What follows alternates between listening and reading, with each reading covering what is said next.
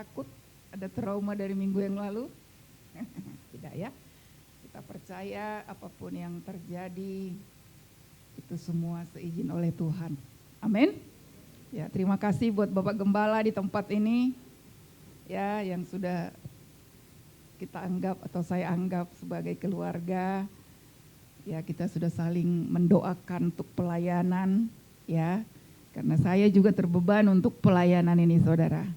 Amin. Kita rindu suatu saat ada satu tempat, ya, yang Tuhan sediakan untuk gereja ini secara permanen. Amin.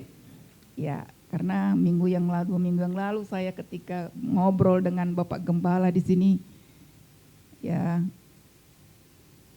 ada berita yang mengatakan tidak bisa sekolah minggu lagi di sana. Itu bagi saya satu beban begitu ya. Anak-anak tidak bisa di tempat itu, mau kemana gitu. Padahal anak-anak adalah generasi yang harus kita siapkan sejak dini. Amin. Ya, untuk itu kita harus bersatu. Ya, untuk itu kita harus berdoa tidak henti-hentinya. Untuk apa yang menjadi visi misi daripada Bapak Gembala dan semua jemaat di tempat ini. Sebab tidak ada yang mustahil. Tuhan tidak pernah melihat seberapa jumlah jemaat, seberapa kekayaan kita. Tetapi Tuhan melihat seberapa jauh kerinduan kita, seberapa jauh kesatuan hati kita, ya, untuk bisa bersama-sama mencapai misi yang sudah kita terima dari Tuhan. Nah, saudara yang kekasih, judul dari khotbah pada siang hari ini, pada sore hari ini, ya, memelihara kesatuan. Ya, memelihara kesatuan roh yang terutama. Karena ketika kita sudah bersatu di alam roh, ya, maka itu akan turun, itu akan ditarik ke dalam alam nyata. Amin. Ya. Jadi kalau kita berdoa, ya, di alam roh, percayalah, ya, itu akan bisa kita tangkap dan itu akan turun menjadi nyata di alam nyata, di kehidupan kita sehari-hari. Ya. Jadi bagaimana kita berusaha memelihara kesatuan, itu yang sangat penting sekali, ya. Ketika kesatuan ini tercerai-berai, ya, seperti kita lihat bangsa ini hari-hari ini, kesatuannya mulai terganggu, ya, maka akan terjadi sesuatu yang tidak pernah diinginkan. Akan terjadi pelanggaran, terjadi pecah belah, ya. Ada orang yang mengambil kesempatan, ya. Jadi kita sebagai orang yang percaya, Tuhan sudah memberikan kepada kita kesatuan roh itu, ya. Di Yohanes 21, ya, doa Bapa kami, apa yang dikatakan di situ? Yohanes 17, ya, dikatakan supaya mereka semua menjadi satu, sama seperti Engkau, ya Bapa, di dalam aku dan aku di dalam Engkau, agar mereka juga di dalam kita, supaya dunia percaya bahwa Engkaulah yang telah mengutus aku. Ya, perhatikan di situ doa daripada Tuhan Yesus yang mengatakan, ya, supaya mereka semua menjadi satu. Ada satu kerinduan, ya, dari Bapa di surga untuk satu kesatuan. Di dalam arti kesatuan di dalam roh. Ya. Kesatuan di alam nyata itu harus dibangun ketika kita punya kesatuan di alam roh. Saudara tidak akan bisa bersatu, ya, dalam tanda kutip yang sebenarnya kalau di dalam roh kita tidak bersatu. Ya. Contoh, kalau kita berdoa, ya, kita berdoa, kita sudah mulai menyembah, ya, sudah mulai naik ke alam roh. Kita akan tahu, ya, kita bisa merasakan Apakah di tempat itu rohnya menyatu? Atau ada orang-orang yang ikut tetapi nggak nyatu rohnya? Ini pasti bisa kita rasakan di alam roh. Ya. Tetapi yang Tuhan kehendaki kita ini menyatu di alam roh. Karena ketika ada kesatuan di alam roh, percayalah, apapun tantangan, apapun persoalan, apapun kesulitan, terlalu mudah bagi kita mengalahkannya. Amin. Tapi kalau sudah terjadi gontok-gontokan di alam roh, ya, itu pasti terasa. Doa kita mental, doa kita tidak sampai, mungkin kita tidak merasa nyaman, kita tidak merasa damai sejahtera, itu terasa. Ya. Saya di dalam pelayanan adalah koordinator doa. Ya, jadi saya masuk di tim doa. Dan ini sangat terasa sekali kalau ya sudah mulai ada sesuatu, kita tidak tahu ada sesuatu. Ya, tetapi ketika kita berdoa masuk ke alam roh, kita merasakan kenapa penyembahan ini tidak naik? Kenapa kok susah ya? Pasti ada sesuatu, ada something.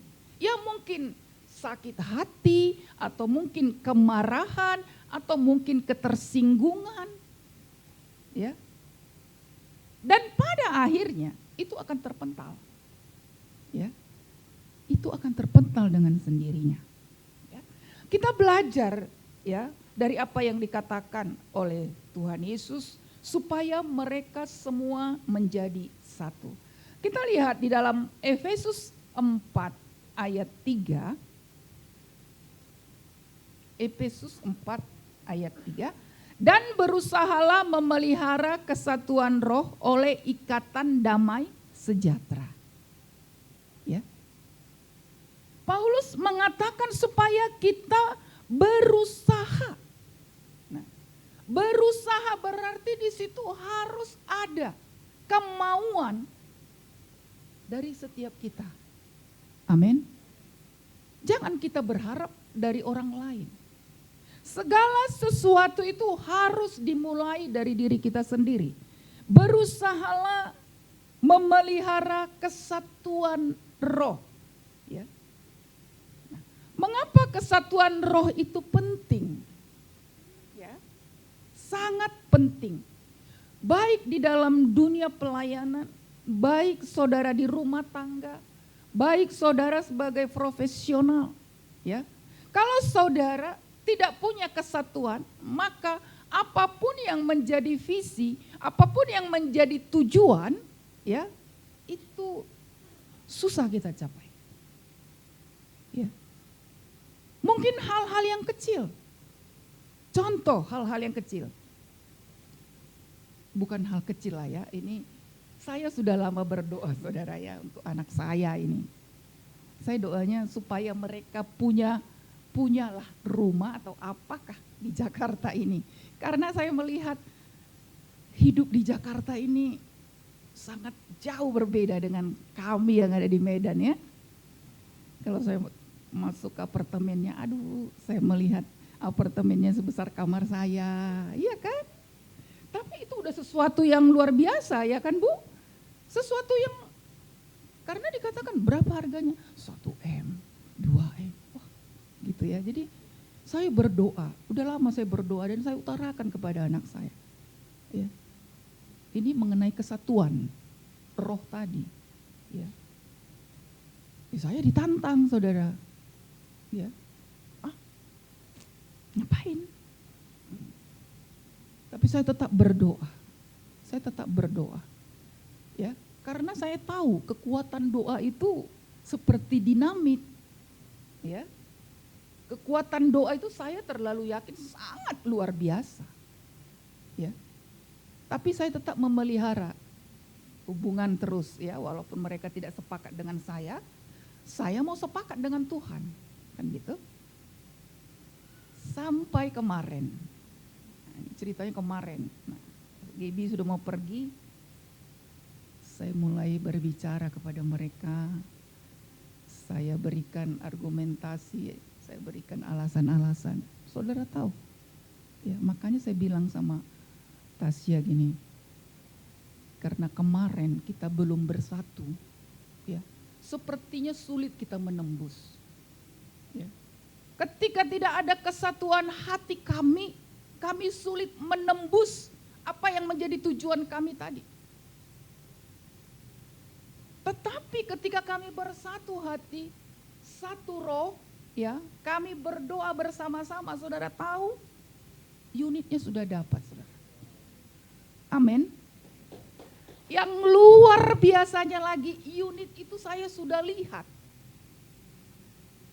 Bulan 2 yang lalu, gak laku-laku sampai sekarang. Saya bilang sama ibu itu, kenapa ya bulan 2 yang lalu saya udah kesini, tapi kenapa gak laku-laku? Sudah ada beberapa kali, tapi batal terus. Ya. Karena anak-anak ini mintanya harus dikrisan, ya. Kalau bisa di hook. Saudara tahu, benar itu. Dan ada di hook. Ya. Amin. Itu artinya ketika kita punya kesatuan roh, ya, Tuhan melembutkan hati kita, kita bisa bersama-sama berdoa. Gak ada yang mustahil. Amin. Nah, uangnya nanti dulu biarin, ya kan. Yang penting sudah ada dulu gitu. Gaby aja udah pergi. Iya kan? Nah saudara yang kekasih, pentingnya ya kita memelihara. Pentingnya kesatuan roh itu, ya. Karena Yesus sudah memberikan kepada kita contoh kesatuan itu. Roh Kudus itu sudah ada di dalam diri kita. Sekarang tinggal, ya, bagaimana Roh Kudus itu bermanifestasi dalam diri kita. Itu yang penting. Karena ketika dia bermanifestasi, segala sesuatu bisa terjadi, saudara. Bahkan di luar akal kita pun, kita terheran-heran. Ya. Nah kemudian bagaimana ya kesatuan roh itu dikatakan penting untuk mengatasi perbedaan. Ya. Kita semua berbeda-beda. Cara pandang kita berbeda, latar belakang kita berbeda, pendidikan kita berbeda, karakter kita berbeda. Ya. Tetapi Tuhan mau di dalam perbedaan ini ada kesatuan. Perbedaan itu jangan memecah belah kita. Nah, seringkali kita mencari orang-orang yang sepakat dengan kita, yang sama dengan kita. Ya. Padahal berbeda itu indah. Amin. Berbeda itu luar biasa, kita bisa saling melengkapi, ya. Kita bisa saling belajar dari orang-orang yang ada di sekitar kita. Ya. Jadi jangan pernah sentimen, ya.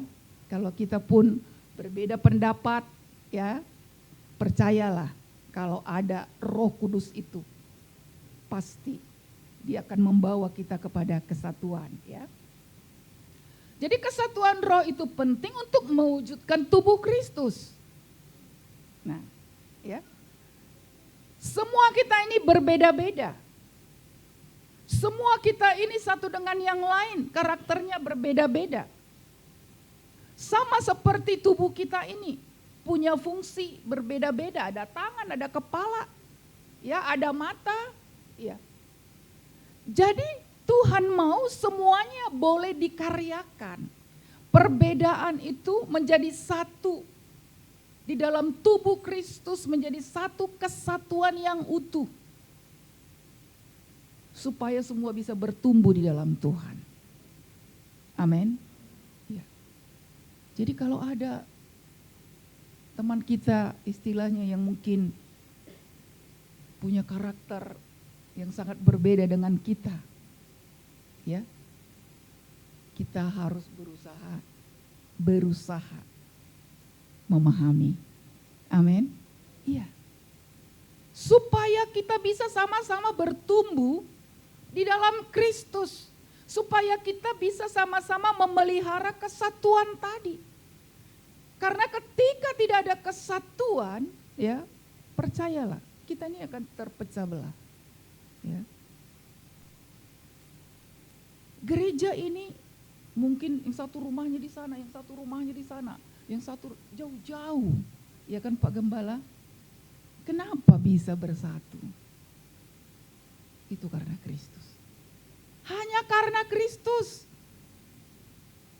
Tidak ada yang lain. Ya.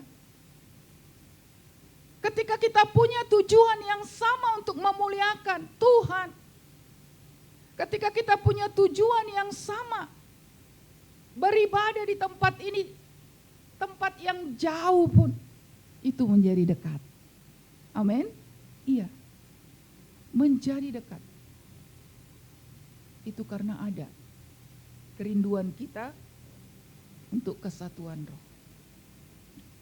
Berikutnya, bagaimana memelihara kesatuan roh? Ya, seperti di Efesus 4 ayat 3 tadi, ini yang perlu. Kesatuan itu sudah Tuhan berikan kepada kita. Bagaimana kita memelihara kesatuan tadi? Ya. Yang pertama, kita lihat, kita harus punya hati yang benar. Ya. Kita harus punya sikap hati yang benar. Ya. Bagaimana sikap hati yang benar sebenarnya? Apakah selama ini kita bersikap tidak benar? Kita lihat di Efesus 4 ayat 2. Apa dikatakan di situ? Hendaklah kamu selalu rendah hati. Ya. Tuhan suka dengan orang yang rendah hati, ya. Rendah hati ini harus menempatkan, artinya orang yang rendah hati harus menempatkan orang lain lebih daripada dirinya sendiri. Amin. Ya. Jadi orang yang rendah hati itu bisa menempatkan orang lain itu lebih penting dari dirinya sendiri. Susah ya? Susah. Tapi itu firman Tuhan katakan. Kita harus punya sikap yang rendah hati. Bagaimana kita bisa mendahulukan kepentingan orang lain? Supaya kesatuan itu terpelihara. Kalau kita saling egois, ya, kita tidak mau diatur, kita mau melakukan apa yang kita mau sesuai apa yang kita pikirkan, kesatuan ini akan tergoncang. Ya. Jadi kalau setiap kita mengambil sikap rendah hati, ya, baik di pelayanan maupun di rumah, percayalah, kita sangat percaya, tidak akan ada pertengkaran. Amin. Iya. Tapi kalau satu udah marah, satu lagi dibalas dengan suara yang lebih keras, ya, maka si Bolis bertepuk tangan, hore, gitu ya. Saya percaya, ya, karena di gereja ini selalu punya ada tema, ya, selalu ada tema-tema yang berkesinambungan, ya, sama seperti kami juga yang di Medan. Selalu ada tema dan setiap tema itu kita belajar mempraktekkan. Amin. Itu gunanya. Ya. Maka kita bisa mengkoreksi diri kita sejauh mana kita sudah rendah hati. Karena firman Tuhan berkata, belajarlah kepadaku sebab aku rendah hati, lemah lembut. Ya. Kita semua pada dasarnya punya sikap ego. Kita semua pada dasarnya punya ingin dihargai, ya, ingin disanjung. Tapi sore hari ini, firman Tuhan mengingatkan kita supaya di dalam memelihara kesatuan roh, kita perlu rendah hati. Amin. Ya, saling merendahkan hati, saling mendahulukan kepentingan orang lain. Ya, bukan kepentingan kita sendiri. Sama seperti Yesus. Ya. Dia melayani. Dia berjalan dari satu kampung ke kampung, ya. Bukan untuk dirinya sendiri. Ya. Bukan berarti saya berkata kalian itu bekerja untuk orang lain kah, atau apa yang kalian sudah dapatkan untuk orang lain. Tidak, sikap, ya, sikap hati, ya, menghargai orang lain, ya, mendahulukan kepentingan orang lain. Itu salah satu sikap, ya, yang benar. Kemudian lemah lembut, ya, lemah lembut, ya, biasa yang lemah lembut ini dari suku mana ya?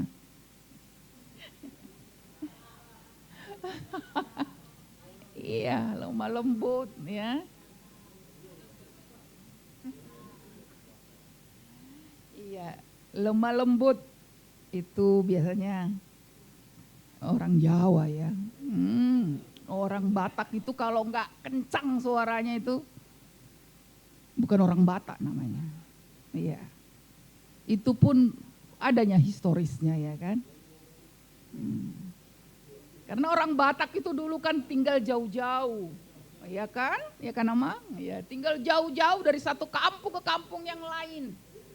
Nggak mungkin, Namboru, nggak mungkin gitu dia kan? Nggak kedengaran. Menjeritlah dia, Namboru, gitu. Ya, ada historisnya, ya. Ya, jadi bukan karena perkataan lemah lembut, bukan. Itu sikap hati tetap keluar dari dalam. Ya.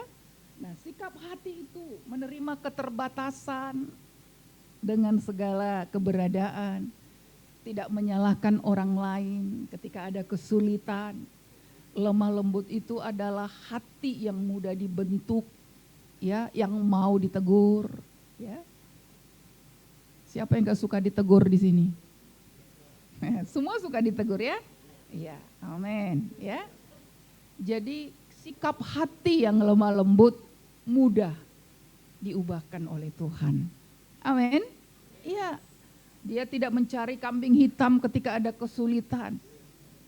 Ya, karena si A, karena si B, karena si C, enggak. Dia koreksi diri ke dalam, ya. Ya mungkin karena kesalahan saya. Ya, jadi sikap hati. Kemudian sabar. Ya. Paulus menasehatkan jemaatnya untuk sabar. Ya, sabar ini kata orang ada batasnya. Padahal katanya kesabaran itu, memberi pengampunan itu 77 kali 70 kali. Ya. Kesabaran itu cakap menanggung perkara, kuat, tabah. Ya. Sekalipun menderita tetapi dia kuat menanggungnya. Karena dia tahu, ya, segala perkara dapat kutanggung di dalam Yesus yang memberikan kekuatan, ya. Nah, jadi itu yang pertama, ya, bagaimana memelihara kesatuan roh. Ada sikap hati yang benar, di situ ada kerendahan hati, lemah lembut, sabar, ya. Pasti ada pun di situ gesekan, ya, ada pun di situ perselisihan. Pasti bisa diselesaikan dengan baik. Amin. Ya. Yang kedua, ya, bagaimana memelihara kesatuan roh, hidup di dalam kasih. Ya. Kolose 3 ayat 14, dan di atas semuanya itu kenakanlah kasih sebagai pengikat yang mempersatukan dan menyempurnakan. Ketika ada persoalan perselisihan jangan langsung, enggak di situ lagi aku berjemaat. Enggak mau lagi saya menjadi tim doa. Keluarlah aku dari gereja itu. Ini sering terjadi di dalam pelayanan. Atau mungkin di dalam pekerjaan-pekerjaan saudara, profesi saudara.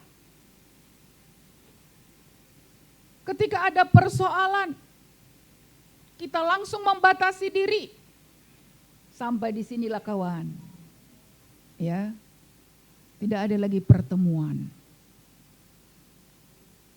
Selesai. Ya. Padahal kita harus memelihara kesatuan tadi. Kita harus hidup dimanapun bisa memelihara itu. Bukan hanya di gereja atau mungkin bukan hanya di keluarga kita. Dimanapun kita. Itu karena kita hidup dalam kasih. Ya. Kasih yang bagaimana? Ya, kasih ini banyak. Ada kasih yang berpura-pura, ya. Ada kasihkan kepadaku biar ku kasih kepadamu. Iya kan? Ada kasih yang menuntut. Ya. Ketika kita memberi, orang memberi, ya. Ketika kita tidak memberi, dia tidak memberi. Tapi kasih Kristus, saudara, tidak pernah menuntut. Dia terus memberi. Seberapa besar dosa kita seperti lagu tadi. Ya, dia terus memberi. Dia terus memberi kasihnya itu. Ya. Jadi di dalam kehidupan kita juga untuk memelihara kesatuan, maka biarlah kasih itu yang mengikat. Ya. Tetap fokusnya kasih. Ada persoalan, kasih Kristus yang mengikat kami. Ya. Sehingga kita bisa menyelesaikan. Ya. Orang-orang muda hari-hari ini yang egonya masih tinggi, iya kan? Ingin segala sesuatu diselesaikan. Ya. Dengan cepat.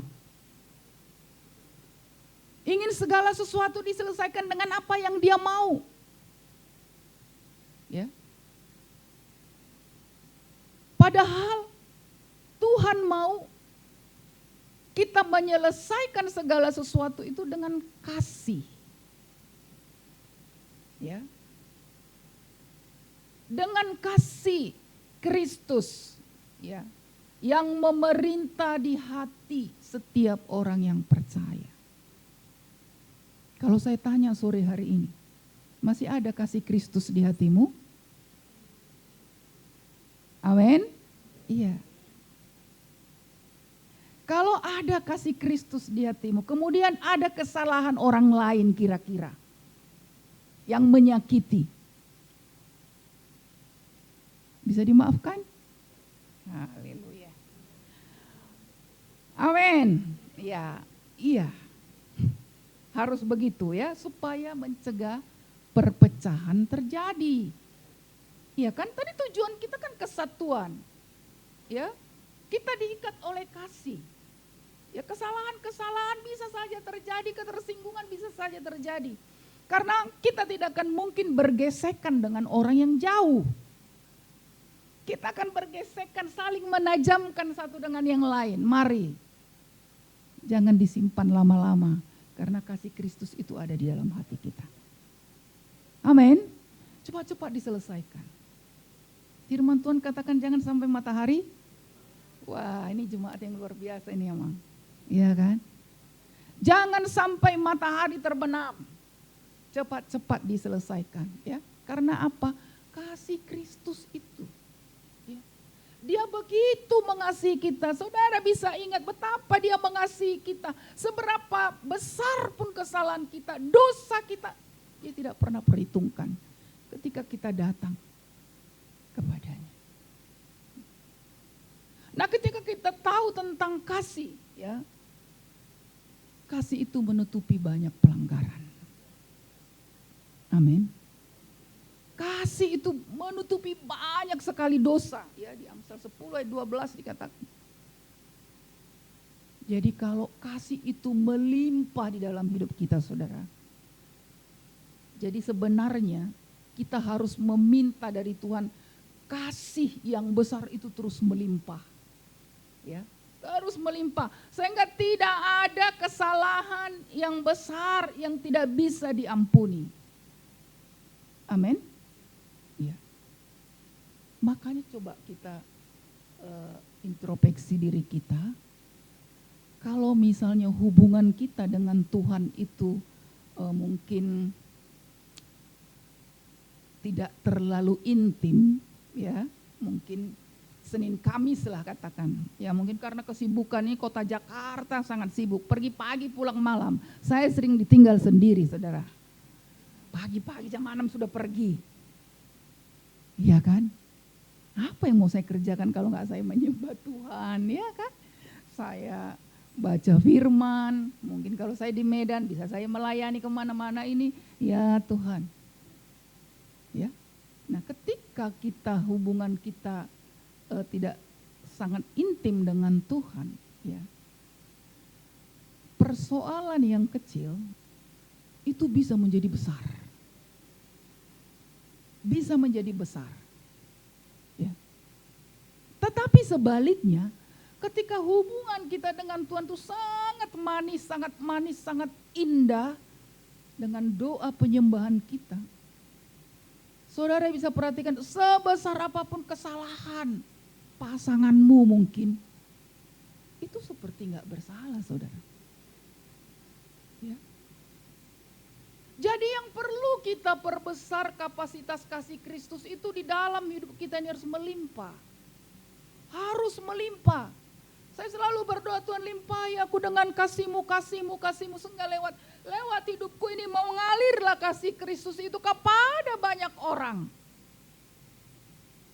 Maka terpeliharalah kesatuan itu.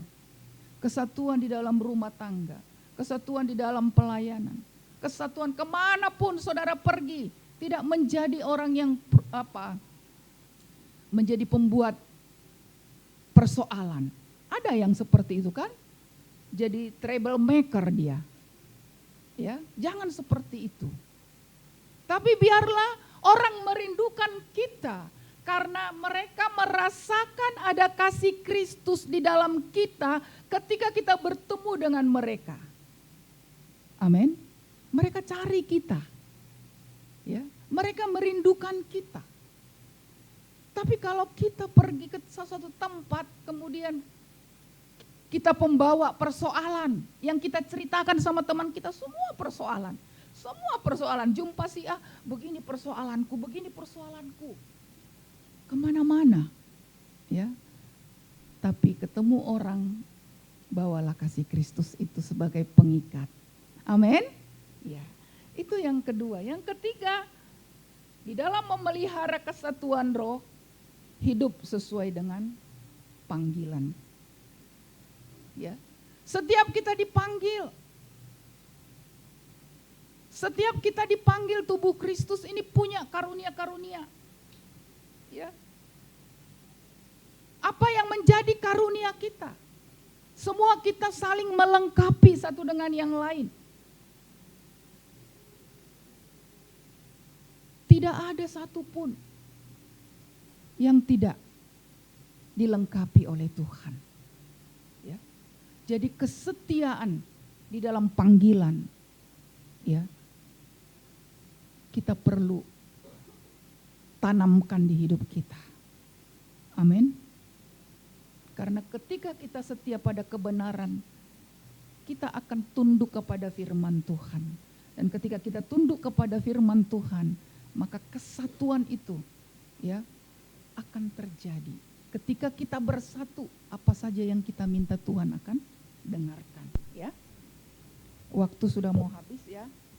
Saya akhiri dengan apa berkat daripada kesatuan itu. Ya. Ada berkat, banyak berkat. Jadi saudara,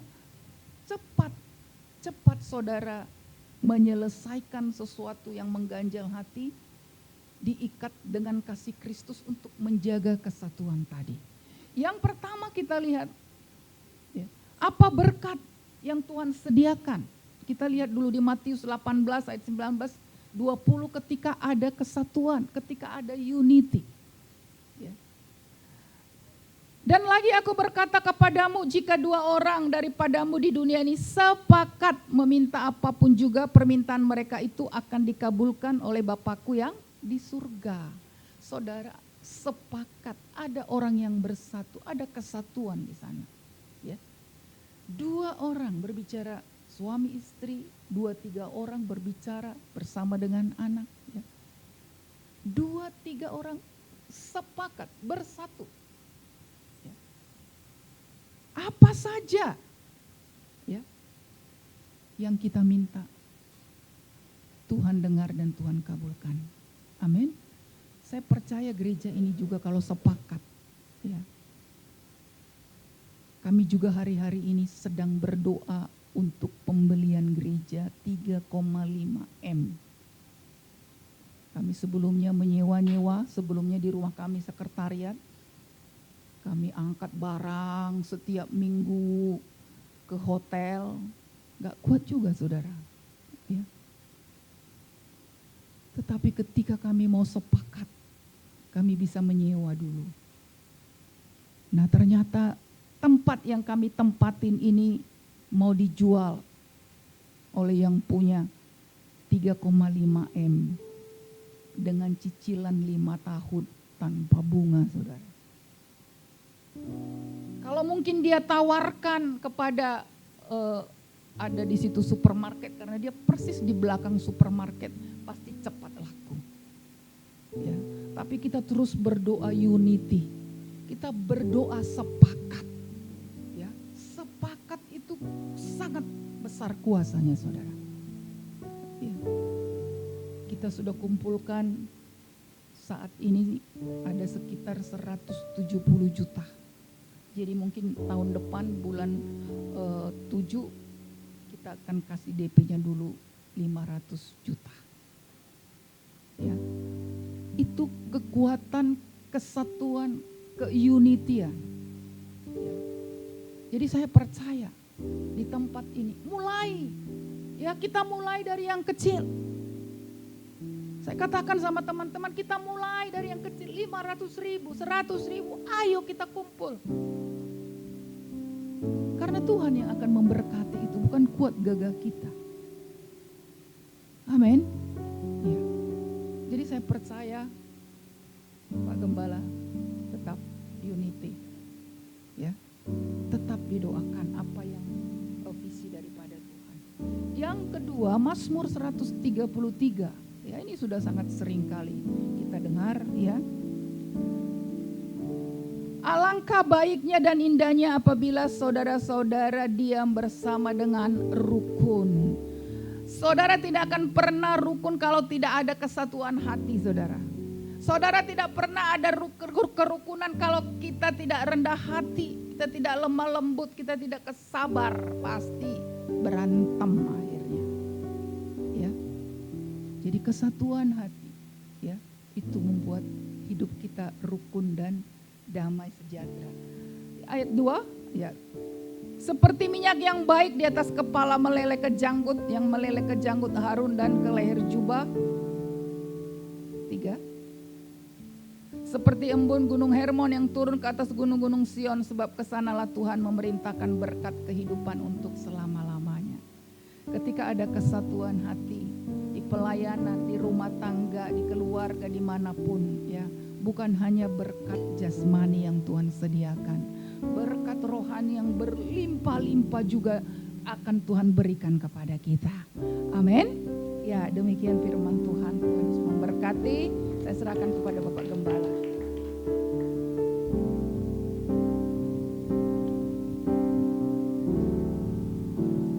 Baik saudara-saudara, kita akan perjamuan. Saya mengundang petugas perjamuan untuk kita maju ke depan. Tapi sebelum kita perjamuan, ada sebuah penegasan, menurut saya sebuah pewahyuan. Kita bagi berdiri dulu yuk.